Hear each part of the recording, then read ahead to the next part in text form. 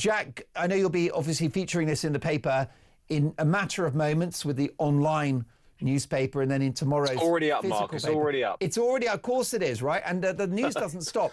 But Jack, many of my viewers were expecting a resignation today, but they feel the wrong one. Yeah, well, clearly two people under pressure. One, Richard Hughes has gone from his job. I don't think he could really have hung on, even though it wasn't his fault. The reports today into the pretty catastrophic clangor last week at the budget makes for pretty grim reading. Weak IT systems, the fact that it's actually happened before last spring's statement back in March, someone accessed these sensitive documents early. We don't know how many more budgets might have been accessed, and so we're going to have a full audit into that. But really, the bigger picture here, I think, and many of your listeners and viewers and many of my readers have been saying, the pressure is now turning on the Chancellor Rachel Reeves over this, first of all, the episode into whether she misled the public into the scale of the black hole to justify this enormous tax bombshell last week, and then the actual package of measures itself. We had the spectacle this morning of Keir Starmer coming out, almost trying to rescue a budget which hadn't even gone cold. It was only a week, less than a week into since we had it, and he's already trying to say that, actually I do believe in welfare restraint, despite the fact that the budget put up £30 billion of taxes and put up welfare spending as well. And so, it's really bad, I think, for both Keir Starmer and Rachel Reeves right now. The resignation of Richard Hughes, maybe that gives them a bit of reprieve, and they're hoping that dominates the news agenda. But I think, in the Sun tomorrow, and I'm sure on this channel as well, the questions are really going to be about the fundamentals of the budget. Indeed. Rachel Reeves under pressure. What about the Prime Minister? How much of it is laid at his door?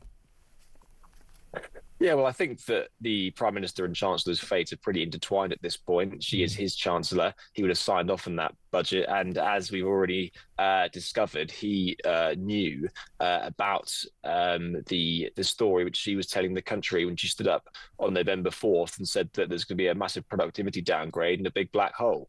We now know that actually she was in a surplus, but she used that to try and butter us up for almighty tax rises. And as you said before, if not an outright breach, definitely broke the spirit of a manifesto which said that they were going to keep taxes down on working people.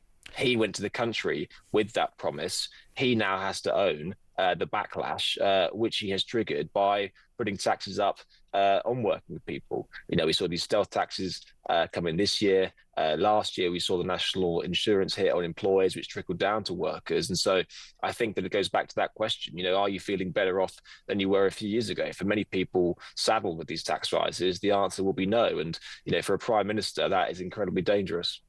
Yes, I think Glyn, Jack, speaks for many of my viewers and listeners. He's in Catterick and he says, hello, Mark. Labour blatantly lied on their manifesto and are lying on a daily basis. They are toast, and probably sooner rather than later. The issue now is a matter of the lack of credibility at both number 10 and number 11. I think this is the problem now. There is, and there has been for a while, this credibility gap between what ministers are saying and what actually happens.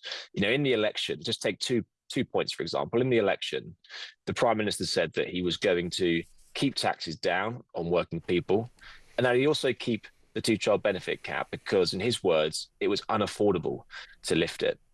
And what do we see last week? We saw the exact opposite happen. We saw the two-child benefit cap scrapped, and we saw taxes on working people go up. Now, if that is your position, and Keir Starmer today talked about choices and said these are his choices, it's a fair enough position, and some people will agree and some people won't. But he should have gone to the country with that in the election, I think most people would say, because then at least you get a mandate for it. And I think that his problem now is that he seemed to be saying all things to all people during the election, and now he seems to be rowing back from that quite quickly. And it's clearly because he feels very politically vulnerable to his own MPs. Many of them have been restless and agitating for some time. And so a lot of this seems an exercise in saving his political skin. He knows that next May's elections are going to be pretty bloody for the Labour Party, and is clearly wanting to try and repair some of his relationships with Labour MPs ahead of that time. And if the rest of us and workers have to pay the price for that, essentially, then that seems to be the calculation at the moment. Well, the headline in The Sun at thesun.co.uk is OBR and out. OBR boss quits over budget leak as probe finds docs have been released before. Do check out The Sun's coverage.